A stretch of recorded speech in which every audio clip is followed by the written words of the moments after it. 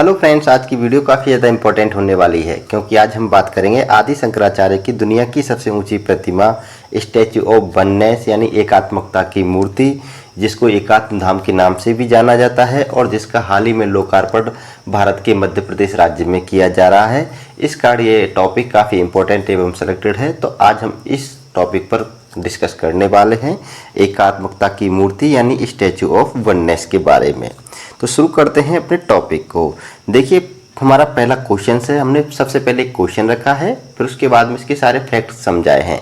देखिए कि विश्व की सबसे ऊंची आदि गुरु शंकराचार्य की प्रतिमा, जिसको हम एकात्मकता की प्रतिमा यानी स्टैच्यू ऑफ वननेस भी कहते हैं और जिसके संपूर्ण क्षेत्र को हम क्या कहते हैं, एकात्मक धाम के नाम से विकसित किया जा रहा है, का लोकार्पण कहाँ किया गया है। तो याद रखना है, ओंकारेश्वर के मंधाता पर्वत पर किया गया है, जो मध्य प्रदेश के खंडवा जिले में अवस्थित है। तो यहाँ पे समझने वाली बात यह है कि जो आदि गुरु शंकराचार्य हैं, इनकी सबसे ऊंची प्रतिमा का अनावरण किया जा रहा है, लोकार्पण किया जा रहा है और इस प्रतिमा को एकात्मकता की प्रतिमा यानी स्टैच्यू ऑफ वननेस कहा गया है। और इस प्रतिमा के जो संपूर्ण क्षेत्र है यानी संपूर्ण पीठ है, उसको एकात्म धाम के नाम से विकसित किया जा रहा है और इसका जो लोकार्पण है वो ओंकारेश्वर के मंधाता पर्वत पर किया जा रहा है, जो मध्य प्रदेश के खंडवा जिले में है। इससे संबंधित अन्य पॉइंट देखिएगा, ये जो मूर्ति है आपको दिख रही है, ये आदि गुरु शंकराचार्य की मूर्ति है और इसकी ऊंचाई 108 फीट ऊंची है, यानी 108 फीट ऊंची ये मूर्ति है आदि गुरु शंकराचार्य की, जो दुनिया में सबसे ऊंची मूर्ति है इनकी। और ये ओंकारेश्वर में विकसित की जा रही है। वहाँ पर उस स्थान पर क्यों विकसित की जा रही है, इसके कारण क्या है, उन सभी फैक्ट्स को हम डिस्कस करने वाले हैं। देखिए कि नर्मदा नदी के किनारे अवस्थित ओंकारेश्वर यानी जो ओंकारेश्वर स्थान है, ये नर्मदा नदी के किनारे अवस्थित है और इस स्थान पर क्या है कि देश का चौथा ज्योतिर्लिंग भी मौजूद है, यानी भगवान शिव का 12 ज्योतिर्लिंगों में से जो चौथा ज्योतिर्लिंग है वो ओंकारेश्वर में अवस्थित है। ठीक है, साथ ही यह स्थान आदि शंकराचार्य की ज्ञान स्थली भी है। महज 8 वर्ष की उम्र में अपने गुरु को खोजते हुए शंकराचार्य केरल से ओंकारेश्वर आए थे और यहाँ अपने गुरु गोविंद भागवत पाद से दीक्षा लेकर 4 वर्षों तक विद्या अध्ययन किया। इसके बाद में 12 वर्ष की आयु में शंकराचार्य ने ओंकारेश्वर से ही अखंड भारत में वेदांत के लोक व्यापीकरण के लिए प्रस्थान किया था। यही वजह है कि आज ओंकारेश्वर के मंधाता पर्वत पर 12 वर्ष के आचार्य शंकर की प्रतिमा की स्थापना की गई है। ओंकारेश्वर में मौजूद यह प्रतिमा दुनिया में शंकराचार्य की सबसे ऊंची प्रतिमा है। आदि शंकराचार्य की इस 108 फीट ऊंची प्रतिमा को स्टैच्यू ऑफ वननेस यानी एकात्मकता की मूर्ति का नाम दिया गया है और इसके संपूर्ण पीठ स्थल को एकात्म धाम के नाम दिया गया है, जो 28 एकड़ में क्या है, फैला हुआ है। यानी कुल मिला के बात है कि जो ओंकार पर्वत था उसको काटकर एक पीठ बनाई गई, उस पीठ को कहा गया एकात्म धाम और इसी एकात्म धाम में आदि शंकराचार्य की क्या है, सबसे ऊंची मूर्ति बनाई गई, जिसको स्टैच्यू ऑफ वननेस यानी एकात्मकता की मूर्ति नाम दिया गया। और यह मूर्ति कितनी ऊंची है, 108 फीट ऊंची है। ठीक है, याद रखना है। और ओंकारेश्वर किस नदी के किनारे अवस्थित है, नर्मदा नदी के किनारे, और यहाँ पे भगवान शिव का चौथा ज्योतिर्लिंग भी है। इसके अलावा नेक्स्ट पॉइंट में हम देखते हैं कि आदि शंकराचार्य की जो ये 108 फीट ऊंची प्रतिमा है, इसका जो निर्माण है L&T यानी लार्सन एंड ट्यूब्रो कंपनी ने किया है। तो याद रखना, L&T कंपनी ने इस प्रतिमा का क्या किया है, निर्माण किया है। L&T कंपनी इसको क्या बना रही है, इस प्रतिमा को बना रही है। और ये जो मूर्ति है महाराष्ट्र के प्रसिद्ध मूर्तिकार भगवान रामपुर के ओर से उकेरी गई है। ये मूर्ति उनके द्वारा बनाई जा रही है, L&T कंपनी है। और इसका जो उकेरना का काम है, जो उकेरने का काम है, वो किसके द्वारा किया जा रहा है, भगवान रामपुर के द्वारा किया जा रहा है और ये महाराष्ट्र के क्या है, प्रसिद्ध मूर्तिकार है। इसके अलावा इस मूर्ति के लिए जो बाल शंकराचार्य का जो चित्र था, यानी जिस रूप में ये बनाई जा रही है, उस रूप का जो चित्र था वो मुंबई के विख्यात चित्रकार वासुदेव कामत ने साल 2018 में बनाया था। ठीक है, पॉइंट क्लियर यहाँ तक। तो याद रखना है कि स्टैच्यू ऑफ वननेस यानी एकात्म धाम की जो मूर्ति है, स्टैच्यू ऑफ वननेस यानी एकात्मकता की मूर्ति, उसका जो चित्रांकन है वो वासुदेव कामत ने किया था और ये मुंबई के क्या है, विख्यात चित्रकार हैं। इसके अलावा नेक्स्ट पॉइंट पर हम देखते हैं कि मूर्ति निर्माण के लिए वर्ष 2018 में संपूर्ण मध्य प्रदेश में एकात्म यात्रा निकाली गई थी, जिसके माध्यम से 27,000 ग्राम पंचायत से मूर्ति निर्माण को लेकर धातु संग्रहण और जागरण का अभियान चलाया गया था, यानी 27,000 ग्राम पंचायतों से इस मूर्ति के लिए धातु को इकट्ठा किया गया था। नेक्स्ट पॉइंट हम देखते हैं कि एकात्म धाम में अद्वैत लोक नाम से एक संग्रहालय और आचार्य शंकर अंतरराष्ट्रीय अद्वैत वेदांत संस्थान भी बनाया गया है। तो याद रखना है, इस एकात्म धाम में एक अद्वैत लोक के नाम से संग्रहालय है। इसके अलावा आचार्य शंकर अंतरराष्ट्रीय अद्वैत वेदांत संस्थान भी यहाँ पर बनाया गया है। बात करते हैं नेक्स्ट अगले पॉइंट में कि एकात्म धाम में आदि शंकराचार्य की प्रतिमा बाल स्वरूप में है, यानी 12 वर्ष की अवस्था में जो ये स्वरूप जिस स्वरूप में थे, यानी 12 वर्ष की अवस्था के स्वरूप में इनकी ये मूर्ति बनाई गई है तथा ये बहुधातु से निर्मित है, यानी इसमें बहुत सारी धातुओं का क्या किया गया है, मिक्स करके ये मूर्ति बनाई जा रही है। और एकात्म धाम के निर्माण के लिए 2100 करोड़ रुपए की लागत से इसका निर्माण किया जा रहा है। ये बात याद रखनी है, यानी 2100 करोड़ रुपए हैं ये बात यहाँ पे नोट करनी है। तो 2100 करोड़ रुपए की लागत से इस एकात्म धाम का क्या किया जा रहा है, निर्माण किया जा रहा है। तो ये थे स्टैच्यू ऑफ वननेस के सभी पॉइंट। इसके अलावा आदि गुरु शंकराचार्य से संबंधित कुछ पॉइंट अवश्य जान लीजिएगा, मैं उनके बारे में भी आपको बता देता हूँ, क्योंकि उनके बारे में आपको जानना अति आवश्यक है, क्योंकि वो भी बहुत ही इंपॉर्टेंट टॉपिक है कि आदि गुरु शंकराचार्य इतने प्रसिद्ध क्यों हैं, जिनके लिए ऐसी मूर्ति का निर्माण किया जा रहा है। अब हम शुरू करते हैं आदि शंकराचार्य की जीवनी के बारे में, उनके इतिहास के बारे में कि आदि शंकराचार्य के महत्वपूर्ण कार्य क्षेत्र क्या थे। देखिए, सबसे पहले हम इनकी बेसिक जानकारी जान लेते हैं, इनके जीवन की रूपरेखा जान लेते हैं। तो देखिए, इनका जो जन्म है वो 788 ईस्वी में केरल के कलाडी में हुआ था। इनकी मृत्यु 820 ईस्वी में केदारनाथ यानी उत्तराखंड में हुई थी, और उत्तराखंड के केदारनाथ में ही इनका समाधि स्थल है। इसके अलावा इनके पिता का नाम शिवगुरु था तथा माता का नाम आर्यम्मा यानी आर्यामा, यानी जिसको सुभद्रा विशिष्टा के नाम से भी कई जगह इनका उल्लेख मिलता है। तो याद रखना, इनकी माता का नाम आर्यम्मा था, आर्यामा सुभद्रा विशिष्टा के नाम से भी इनकी माता का कहाँ है, उल्लेख मिलता है। इनके गुरु का जो नाम था, प्रथम गुरु का नाम था गोविंद योगी भगवद पाद, जिनसे इनकी मुलाकात ओंकारेश्वर में हुई थी। मैंने अभी इसी के बारे में डिस्कस किया था। इसके अलावा इनकी उपाधि देख लेते हैं कि इनको आदि गुरु की उपाधि से विभूषित किया गया। इसके अलावा इनको शिवावतार की उपाधि से भी विभूषित किया गया। इनको शिव का अवतार माना जाता था, और ये इनका नाम शंकर था। आचार्य शंकर से आचार्य शंकर बने, और उसके बाद में आदि गुरु शंकराचार्य बने थे। इसके अलावा इनके उपनाम से देख लीजिएगा, ये उपनाम बहुत इंपॉर्टेंट है। इनको भक्ति आंदोलन के आदि पुरुष के नाम से जाना जाता है। इन्हें प्रच्छन्न बौद्ध भी कहा जाता है। इन्हें हिंदू धर्म के एक्विनाश के नाम से जाना जाता है। इसके अलावा सनातन धर्म के पुनरुद्धारक और सनातन धर्म के ध्वजवाहक के नाम से जाना जाता है।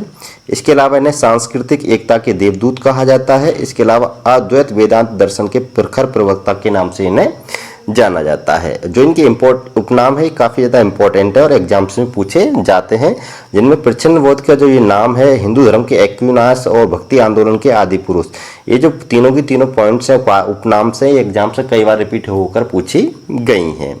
इसके अलावा नेक्स्ट अगले पॉइंट में हम देखते हैं। अगले पॉइंट में इनके जीवन से संबंधित हमने कुछ इंपॉर्टेंट क्वेश्चंस और फैक्ट्स लिए हैं जो आगे की परीक्षाओं के लिए इंपॉर्टेंट है। तो याद रखिएगा इनको कि अपनी माता से अनुमति लेकर शंकराचार्य ने संन्यास ग्रहण किया था। तो याद रखना है 8 वर्ष की अवस्था में किया था, और 8 वर्ष की अवस्था में केरल से ओंकारेश्वर पहुंचे, और ओंकारेश्वर में ही इन्होंने गोविंद भगवत पाद से दीक्षा ली और विद्या का अध्ययन किया था। ठीक है, यहाँ पे मैं और बता देता हूँ कि 8 वर्ष की अवस्था में ये क्या है कि केरल से ओंकारेश्वर पहुंचे, जो कहाँ पे है, मध्य प्रदेश के खंडवा में है। और यहाँ पर इन्होंने क्या किया, गोविंद योगी भागवत पाद को अपना गुरु बनाया और 4 वर्षों तक शिक्षा ग्रहण कर 12 वर्ष की अवस्था में ज्ञान का प्रचार प्रसार प्रारंभ किया। नेक्स्ट अगला क्वेश्चन देखते हैं कि मध्यकाल में जिस भक्ति आंदोलन की बात की जाती है, वास्तव में उसकी जो पृष्ठभूमि थी वो किसने तैयार की थी? तो इसका सही आंसर है आचार्य शंकराचार्य ने। नेक्स्ट अगला क्वेश्चन देखते हैं कि किसने अद्वैतवाद नामक दर्शन का प्रतिपादन किया था। इंपॉर्टेंट पॉइंट है, तो याद रखना है। अद्वैतवाद मत के जो प्रवर्तक थे वो शंकराचार्य थे, और उन्होंने ही अद्वैतवाद मत का क्या किया था, स्थापना की थी। इस मत के अनुसार क्या होता है कि अद्वैतवाद मत के अनुसार ब्रह्म सत्यम जगत मिथ्या ब्रह्मो जीवो न परय, यानी अर्थात इसका जो अर्थ है वो है कि ब्रह्म ही एकमात्र सत्य है, जगत मिथ्या है, और हम सब जीव परमार्थिक रूप से ब्रह्म ही हैं। दोनों में कोई वास्तविक फर्क नहीं है, यह वेद सिर्फ अविद्या और अज्ञानता की वजह से है, और जिस दिन यह अज्ञानता दूर हो जाएगी हम भली भांति समझ पाएंगे कि मैं ही ब्रह्म हूँ, यानी अहम ब्रह्मास्मि, अर्थात ब्रह्म और आत्मा को एकाकार करना ही अद्वैतवाद का दर्शन है, जो शंकराचार्य के अनुसार सिर्फ ज्ञान योग से ही संभव है। ये बात यहाँ पे नोट कर लेनी है। ये अद्वैतवाद का क्या है, सारांश है। बात करते हैं नेक्स्ट अगले पॉइंट में कि किसने अपने दर्शन के प्रसार प्रचार हेतु भारत की चारों दिशाओं में 4 मठों यानी 4 पीठों की स्थापना की थी, जिनको 4 धामों के नाम से भी जाना जाता है वर्तमान में। तो शंकराचार्य ने की थी, और उनकी जो 4 पीठें थी, उन 4 पीठों के नाम हैं ज्योतिष मठ, श्रृंगेरी मठ, गोवर्धन पीठ, गोवर्धन मठ और शारदा मठ। ठीक है, जिनको ज्योतिष पीठ, श्रृंगेरी पीठ, गोवर्धन पीठ और शारदा पीठ के नाम से भी जाना जाता है। जो ज्योतिष पीठ है ये उत्तर दिशा में अवस्थित थी, और ये भगवान विष्णु को समर्पित है, और ये उत्तराखंड के बद्रीनाथ में अवस्थित है। जो श्रृंगेरी पीठ है ये दक्षिण दिशा में अवस्थित है, भगवान शिव को समर्पित है यह पीठ, और ये कर्नाटक के मैसूर नामक स्थान पर अवस्थित है। ठीक है, इसके अलावा जो गोवर्धन पीठ है ये पूर्व दिशा में अवस्थित है, और ये उड़ीसा के जगन्नाथपुरी में अवस्थित है, और ये बलराम व सुभद्रा को समर्पित है। शारदा पीठ है ये पश्चिम दिशा में अवस्थित है, और ये गुजरात के द्वारका में अवस्थित है, और ये भगवान श्री कृष्ण को क्या है, समर्पित है। तो ये चारों पीठें याद करना किस राज्य में अवस्थित हैं और कौन से भगवान के लिए यानी कौन से देवता के लिए ये समर्पित हैं, इन चीज़ भी इनको याद रखना है, पूछी जाती हैं। और यहाँ मैप में देख सकते हैं कि ये उत्तर दिशा में अवस्थित पीठ है, ये पूर्व दिशा में अवस्थित पीठ है, ये दक्षिण दिशा में अवस्थित पीठ है, और ये पश्चिम दिशा में अवस्थित पीठ है। ठीक है, ये बात याद रखनी है। यानी उत्तर दिशा में स्थित पीठ को हम क्या बोलते हैं, ज्योतिष पीठ बोलते हैं। दक्षिण दिशा में अवस्थित पीठ को श्रृंगेरी पीठ बोलते हैं, और पूर्व दिशा में अवस्थित पीठ को हम क्या बोलते हैं, गोवर्धन पीठ, और पश्चिम दिशा में अवस्थित पीठ को हम क्या बोलते हैं, शारदा पीठ बोलते हैं। नेक्स्ट अगला क्वेश्चन देखिएगा कि किसे पंचायतन पूजा का संस्थापक माना जाता है। तो शंकराचार्य को क्या माना जाता है, पंचायतन पूजा का संस्थापक माना जाता है।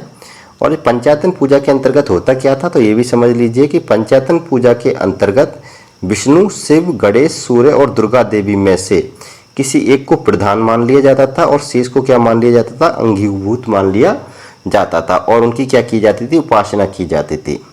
स्मृतियों में इसके लिए इस पूजा का क्या है, विधान है, इसलिए इसे स्मार्त मत या स्मृति मत भी कहकर पुकारा जाता है। तो यहाँ से याद रखिएगा, पूछा जाता है कि स्मार्त मत यानी स्मृति मत के संस्थापक कौन थे, तो आचार्य शंकराचार्य थे।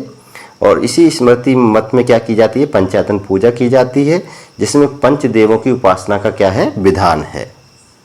नेक्स्ट अगला क्वेश्चन देखिएगा कि स्मृति संप्रदाय के प्रवर्तक कौन थे, तो आचार्य शंकर थे। नेक्स्ट अगला क्वेश्चन है कि किसे प्रच्छन्न बौद्ध यानी छुपा हुआ बौद्ध कहा जाता है, तो शंकराचार्य को कहा जाता है प्रच्छन्न बौद्ध। और क्यों कहा जाता है, क्योंकि ये बौद्ध धर्म की महायान शाखा से क्या थे, काफ़ी प्रभावित थे, और इनके दर्शन पर बौद्ध धर्म के नागार्जुनीय दर्शन और माध्यमिक यानी शून्यवाद दर्शन का क्या पड़ा था, काफ़ी प्रभाव पड़ा था इनके दर्शन पर। इस कारण इनको क्या कहा जाता है, प्रच्छन्न बौद्ध कहा जाता है। नेक्स्ट वाला क्वेश्चन देखिएगा कि शंकराचार्य के अनुयायियों की एक परंपरा चली थी, जिसे क्या कहा जाता है, तो याद रखना है कि शंकराचार्य के अनुयायियों की जो परंपरा है उसको 10 नामी कहा जाता है, ये बात नोट कर लेनी है। नेक्स्ट वाला क्वेश्चन है कि हिंदू धर्म का एक्विनाश किसे कहा जाता है, तो इसका सही आंसर है शंकराचार्य को हिंदू धर्म का एक्विनाश कहा जाता है। नेक्स्ट अगला क्वेश्चन है कि स्मृति संप्रदाय के प्रवर्तक कौन थे, तो स्मृति संप्रदाय के प्रवर्तक थे शंकराचार्य थे। और इस स्मृति संप्रदाय में क्या होता है, पंचदेवों की उपासना का विधान है, अभी मैंने उसके बारे में पहले ही उल्लेख कर दिया है। नेक्स्ट अगला क्वेश्चन है कि शंकराचार्य ने प्रस्थान त्रय पर टीका लिखी, जिसके अंतर्गत कौन सी 3 पुस्तकें आती हैं, तो मैंने बता दिया है, उपनिषद, ब्रह्मसूत्र और भगवत गीता। ये तीनों पुस्तकों को प्रस्थान त्रयी कहा जाता है, और इन तीनों पुस्तकों पर शंकराचार्य ने क्या लिखी थी, टीका लिखी थी। तो याद रखना ये क्वेश्चन भी इंपॉर्टेंट है, कई बार पूछा जाता है कि प्रस्थान त्रयी में कौन से ग्रंथ शामिल हैं, या निम्न में से कौन सा ग्रंथ प्रस्थान त्रयी में शामिल नहीं है, इस तरीके से क्वेश्चन पूछा जाता है। तो याद रखना है उपनिषद, ब्रह्मसूत्र और भगवत गीता, इन तीनों ग्रंथों को प्रस्थान त्रयी कहा जाता है। नेक्स्ट अगला क्वेश्चन देखिएगा कि शंकराचार्य की मंडन मिश्र से मुलाकात हुई थी। देखिए मंडन मिश्र शंकराचार्य के टाइम पर क्या थे, प्रख्यात विद्वान थे, भारत के बहुत ही फेमस विद्वान थे, और इनसे इनकी मुलाकात शंकराचार्य की जो मुलाकात पहली बार हुई थी महास्मृति में, कहाँ पर हुई थी, माहिष्मती में हुई थी और जो मध्य प्रदेश में है। ये चीज़ क्वेश्चंस पूछे जाते हैं। फिर इसके अलावा एक और प्रख्यात विद्वान थे, उनका नाम था कुमारिल भट्ट, और इन कुमारिल भट्ट से शंकराचार्य की जो मुलाकात है वो प्रयाग में हुई थी। नेक्स्ट अगला क्वेश्चन देखिएगा कि किसने अपने समय के प्रख्यात विद्वान कुमारिल भट्ट, मंडन मिश्र व उनकी पत्नी भारती को शास्त्रार्थ में पराजित कर वेदांत दर्शन की सर्वोच्चता स्थापित की थी? तो इसका सही आंसर है शंकराचार्य ने। नेक्स्ट वाला क्वेश्चन देखिएगा कि दक्षिण भारत के धार्मिक जीवन की मुख्य विशेषता क्या थी? तो याद रखना है, नव ब्राह्मण धर्म की स्थापना दक्षिण भारत के धार्मिक जीवन की क्या थी? मुख्य विशेषता थी, और इसको स्थापित किया गया था शंकराचार्य के द्वारा। नेक्स्ट वाला क्वेश्चन है कि केरल का कौन सा शासक शंकराचार्य के पास उनका दर्शन करने के लिए आया था? तो इसका सही आंसर है राजशेखर आया था। ठीक है, इसके अलावा मैं आपको बता दूं कि शंकराचार्य के जीवन पर जो उनकी एक जीवनी लिखी थी, जीवनी का अर्थ है आनंदगिरी। शंकराचार्य के जीवनीकार को का नाम है आनंदगिरी। अगर कई बार पूछ लेता है कि शंकराचार्य के जीवनीकार का नाम क्या है, तो आनंदगिरी है। और ये आदिगुरु शंकराचार्य से संबंधित क्या थे? इंपॉर्टेंट पॉइंट्स एवं क्वेश्चंस हैं। इनसे संबंधित हमने सभी महत्वपूर्ण जानकारियाँ आपको इस वीडियो में प्रोवाइड करवा दी हैं। और वीडियो पसंद आई तो वीडियो को लाइक करिएगा, शेयर करिएगा। आप हमारे चैनल पर नए हो, चैनल को सब्सक्राइब कर लीजिएगा, क्योंकि ऐसे कंटेंट मैं आपके लिए उपलब्ध करवाता रहता हूँ। फिर मिलूंगा नेक्स्ट अगली वीडियो में, तब तक के लिए अलविदा, बाय बाय।